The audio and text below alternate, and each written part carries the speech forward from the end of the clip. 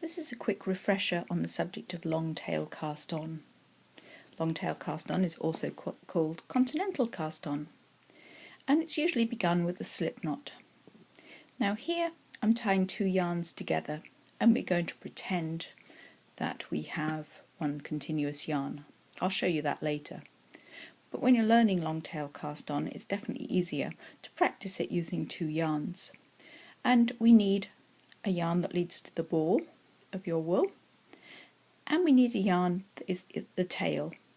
And it's the tail yarn that often causes people problems. So if you wind your tail yarn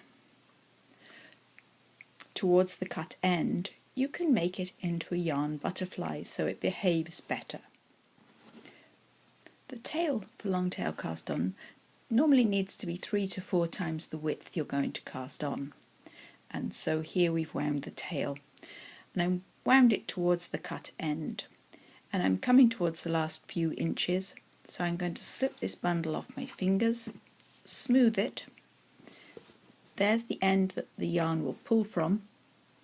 And I'm going to wind the tail up and over the middle of the butterfly a few times.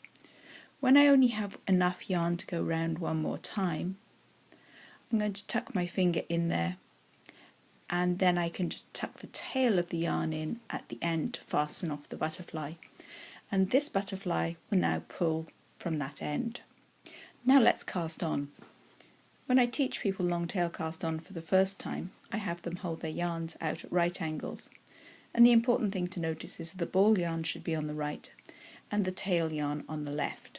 And essentially all you're doing is putting your thumb parallel to the knitting needle, dropping it down and bringing it back parallel to the knitting needle, creating a twist of yarn around the thumb. You're actually using your left thumb as a knitting needle.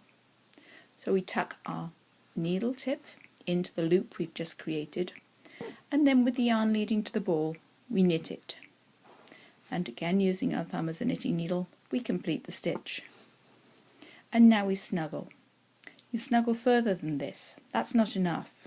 Be gentle with the ball yarn and let that yarn go right round the needle, and just snuggle until it's cosy at the bottom of the stitch. Thumb on top of yarn, parallel to the knitting needle, rotate, slide the knitting needle up the side of the thumb, take the yarn anti-clockwise around the needle tip, as viewed from the needle tip, flip the loop over the top and snuggle it. Now the purpose of using two colours helps you to identify the function of the two different yarns. As long as I hold this yarn just under a gentle tension, when I snuggle my stitch goes round and makes a normally tensioned stitch. And the width of this cast on edge is determined by the tail yarn, and it's up to me how closely or otherwise my stitches are spaced.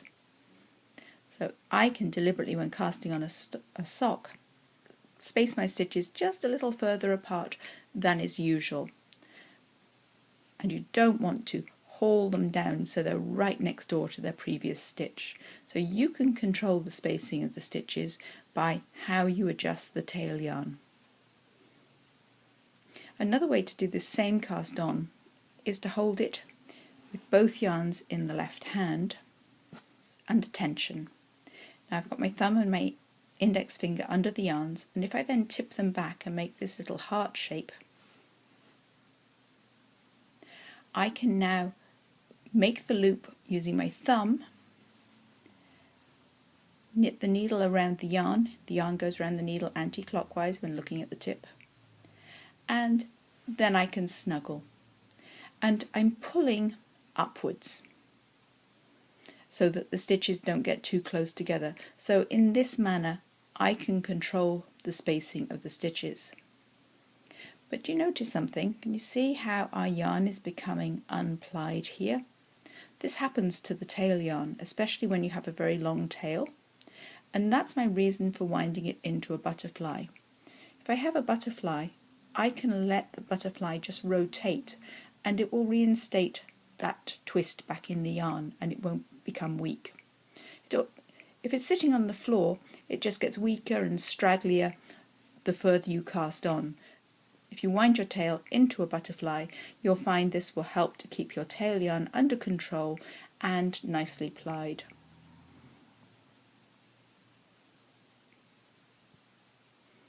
And I've not been very even here, but you can see that you can control the spacing of your stitches. It's more usual to start a long tail cast on with a slip knot. You begin with a twist, and then you tuck the yarn that's underneath up from underneath, and this makes an adjustable knot known as a slip knot. Pop that on the knitting needle. This end would lead to the tail, and this end would lead to the ball. We have our slip knot. That's actually stitch number 1. We can continue to long tail cast on in whichever manner we prefer. I find this is faster, but very often when teaching people, I find the 2 hands helps them to get the balance initially. But see how that tail yarn is unplying, so I need to lift it up and let it regain its plies. Another way of starting long tail cast on is just to tuck the knitting needle under the yarn and put your finger on it. Then reach over and start casting on, and that way you don't have the knot from the slip knot. It's all a matter of personal taste, entirely up to you. Just as with any other knitting, you're the boss, and you can determine the spacing and the tension of the stitches by how tightly you hold the yarns and how you balance them.